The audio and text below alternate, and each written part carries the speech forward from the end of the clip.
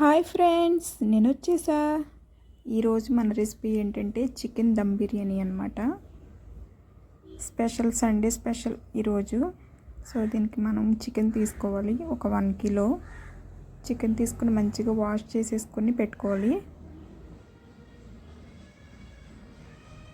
ఇప్పుడు దీనిలో ఏం చేసుకోవాలంటే కొంచెం సాల్ట్, మీ టేస్ట్కి సరిపడా, జస్ట్ మ్యారినేషన్కి సరిపడంత వేసుకున్నాను నేను. ఒక 2 స్పూన్స్. కొంచెం కారం, 2 స్పూన్స్ అట్లా వేసుకుంటున్నాను కారం నేను.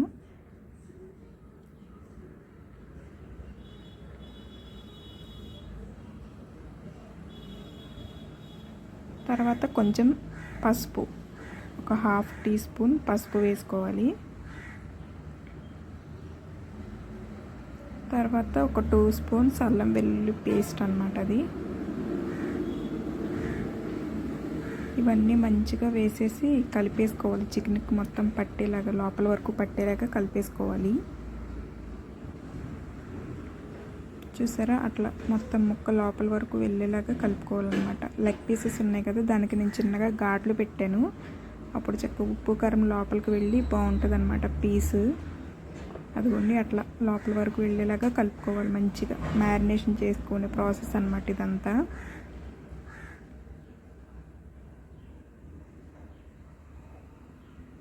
చూసారా ఎలా కలుపుతున్నానో అలా కలుపుకోవాలి లోపల వరకు.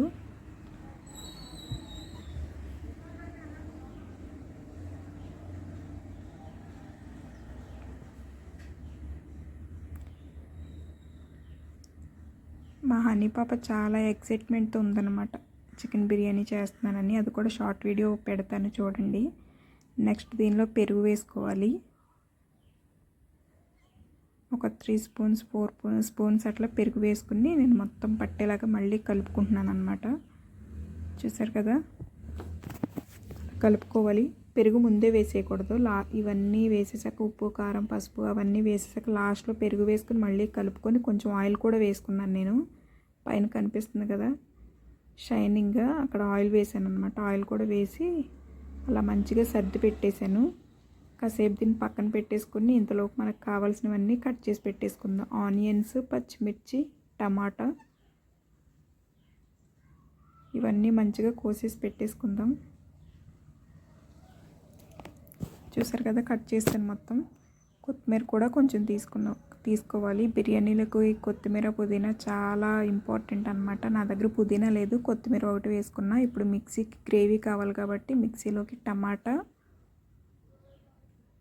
వేసుకుంటున్నా. టమాటా ఇంకా దాంతోపాటు చిన్న చెక్క, ఒక 1/2 ఇంచు చెక్క, ఒక 4 లవంగాలు, ఒక యాలక్కాయ, కొంచెం అంత నువ్వులు. దీనిలో మనం గసగసాలు, జీడిపప్పు అన్నీ వేసుకోవచ్చు, ఏముంటే అవి. నా దగ్గర నువ్వులు ఉన్నాయి, నువ్వులు వేసుకున్నాను నేను.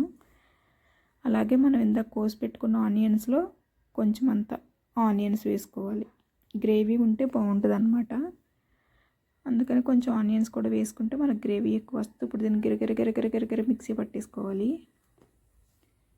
ఇక స్టార్ట్ చేద్దాం ప్రాసెస్. స్టవ్ వెలిగించేసుకుని దాని మీద మీ బిర్యానీకి కావాల్సిన ఒక పాత్ర పెట్టేసుకుని దానిలో ఒక 2-3 స్పూన్స్ ఆయిల్ వేసుకోవాలి.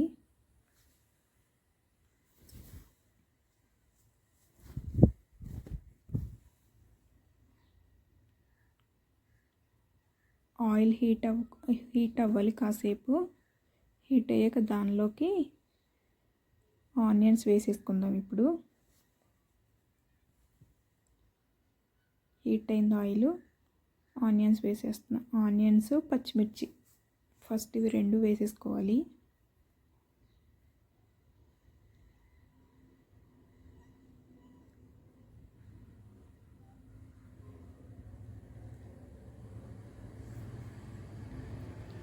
మంచిగా ఏగేలాగా రెడ్ కలర్లో వచ్చేలాగా వేయించుకుందాం కలుపుకుంటూ.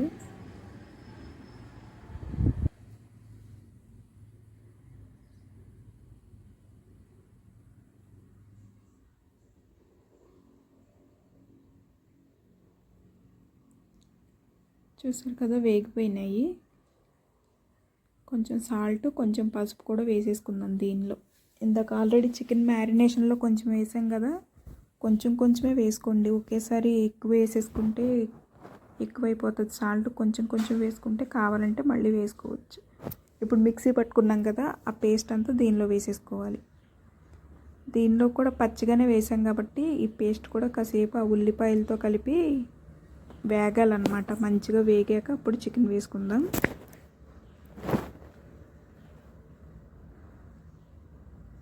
అలా కలిపేసుకోవాలి. మొత్తం పేస్ట్ కూడా మంచిగా వేగాలన్నమాట. దానిలో పచ్చివాసన పోయేంత వరకు వేయించేసుకోవాలి.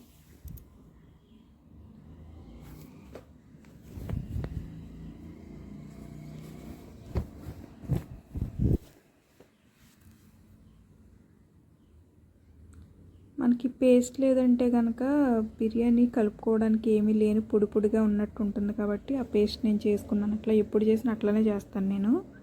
అలా పేస్ట్ పట్టేసుకుంటా. ఇప్పుడు మనం దీంట్లో చికెన్ కలిపి పెట్టుకున్నాం కదా మ్యారినేషన్లో, ఆ చికెన్ అంతా వేసేసుకోవాలి మంచిగా. చూసారు కదా, లెగ్ పీస్లు అంటే మా హనీ పాపకి ఎంత ఇష్టమో, ఓన్లీ తన కోసమే తీసుకొచ్చారనమాట ఇలా లెగ్ పీసెస్.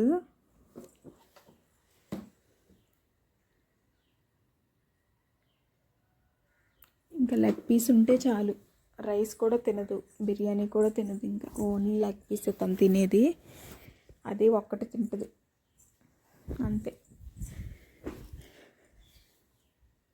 చూసారు కదా, మంచిగా ఆ పేస్ట్ అంతా కలిసిపోయేలాగా పీసెస్కి మంచిగా కలుపుకోవాలి అట్లా.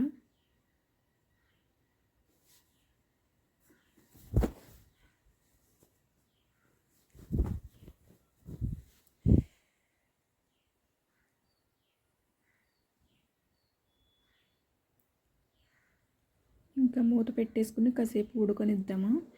ఇంకా ఇప్పుడు మనం కర్రీ పెట్టేసుకున్నాం కదా, నెక్స్ట్ రైస్కి పెట్టుకోవాలన్నమాట. పక్కన రైస్కి కూడా పెట్టేసుకుందాం. దీంట్లో నల్ల లవంగం అంటారు కదా, అదొకటి, నల్ల లవంగం నల్ల యాలకు అంటారు దాన్ని, అదొకటి, 2 యాలక్కాయలు, 1 ఇంచు చెక్క, కొంచెం షాజీరా, కస్తూరి మేతి, ఒక 5-6 లవంగాలు. ఇదేంటో నేను చెప్పను, ఇప్పుడు పెట్టాను కదా బ్లాక్ కలర్లో ఫ్లవర్ లాగా ఉన్నాయి కదా, అదేంటో చెప్పండి నాకు తర్వాత. బిర్యానీ ఆకు, ఇవన్నీ రైస్లో కావాలి కాబట్టి ఇవన్నీ రెడీగా పెట్టేసుకుని మళ్ళీ ఇంకో స్టవ్ వెలిగించేసి ఇంకొక పాత్ర పెట్టేసుకుందాం. ఇది రైస్కి. ఇంకొక డేక్షాలో రైస్, ఒక డేక్షాలో నేను కర్రీ వేశాను. దానిలో ఇప్పుడు చూపించాను కదా ఆ గ్లాస్తో వాటర్, ఒక 5 గ్లాసెస్ ఆఫ్ వాటర్ తీసుకున్నాను నేను. దానిలోనే ఈ మసాలా అంతా వేసేసుకుని కొంచెం కొత్తిమీర, అదేంటి అంటే ధనియాల పౌడర్ అనమాట, ధనియాల పౌడర్, కొత్తిమీర, సాల్ట్ అంటే గల్లుప్పు వేసుకున్నాను. రైస్కి కదా గల్లుప్పు వేసుకుంటే ఉప్పుదనం ఎక్కువ ఉంటుంది కాబట్టి గల్లుప్పుకి నేను గల్లుప్పు వేసుకుంటున్నాను.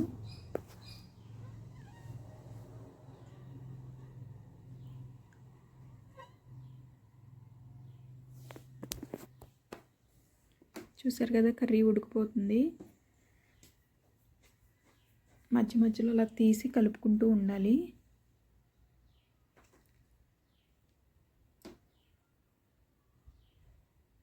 ఆ వాటర్ అంతా చికెన్లో వాటరే అన్నమాట.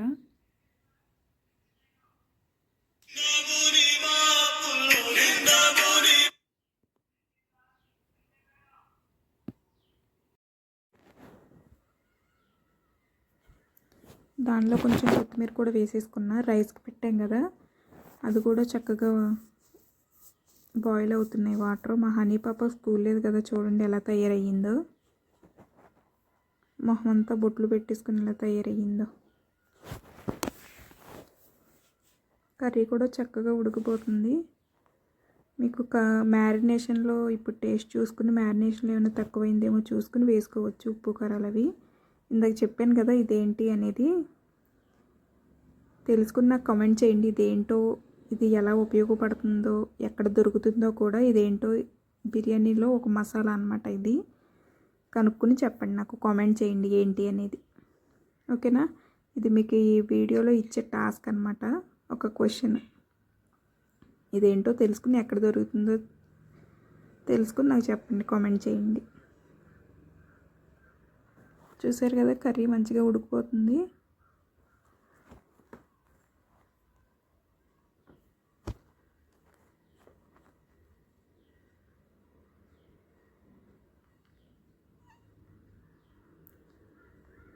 దీనిలో ఈ వాటర్లో కొంచెం ఆయిల్ కూడా వేసుకోవాలి.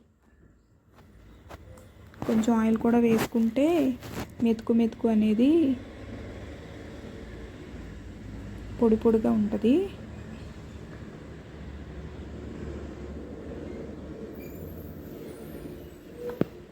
చూసారు కదా, వాటర్ తెరలుగా కాగిపోతున్నాయి. ఇప్పుడు దీంట్లోకి రైస్ వేసుకోవాలన్నమాట. చూసారు కదా, నేను 2 పొయ్యిల మీద పెట్టేశాను. కర్రీ మాత్రం సిమ్లో పెట్టేసి రైస్ వండేస్తున్నాను. ఇప్పుడు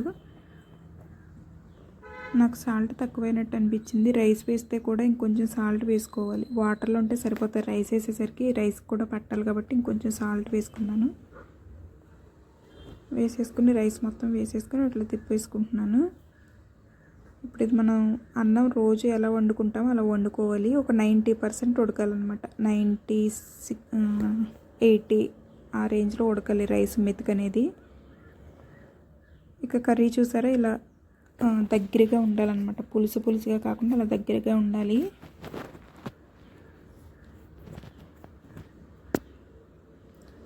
రైస్ 80% నుంచి 90% వరకు ఉడికిపోయింది. ఇప్పుడు నేను ఈ రైస్ని తీసి అటువైపు కర్రీ పైన వేస్తాను అన్నమాట.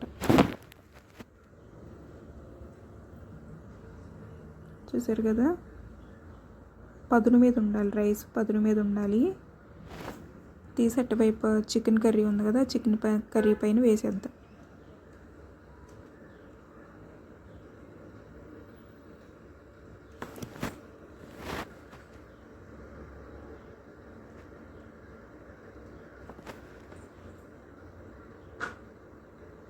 అదిగోండి, అట్లా వేసేసుకోవాలి మొత్తం రైస్ అంతా. చూడండి, నేను వేసేసుకున్నాను. అలా మంచిగా వేసేసుకుని రైస్ అంతా పైన కొత్తిమీర, నెయ్యి కూడా వేసుకోవాలి. కొత్తిమీర వేసుకున్నాం కదా, పుదీనా ఉంటే పుదీనా కూడా వేసుకోండి, చాలా బాగుంటుంది ఫ్లేవర్ అనేది. నా దగ్గర పుదీనా లేదు, నెయ్యి వేస్తున్నాను. ఇంట్లో తయారు చేసిన నెయ్యి అది. నెయ్యి కూడా ఒక 2-3 స్పూన్స్ వేసుకోండి. ఫ్లేవర్ కానీ టేస్ట్ కానీ చాలా బాగుంటుంది నెయ్యి వేసుకుంటే. అంతే, ఇంకా మూత పెట్టేసుకోవడమే. నేను మర్చిపోయా, బిర్యానీ మసాలా ఉంటే బిర్యానీ మసాలా కూడా పైన ఇట్లా వేసుకోండి.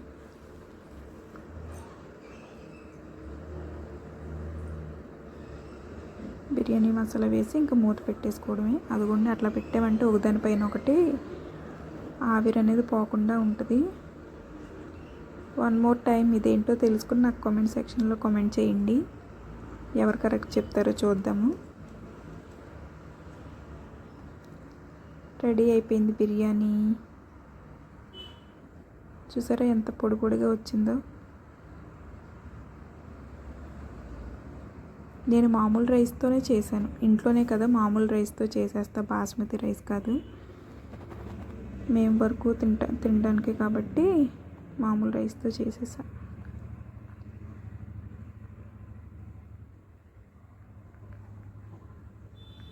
అదిగోండి, లెగ్ పీస్ మంచిగా ఉడికిపోయింది.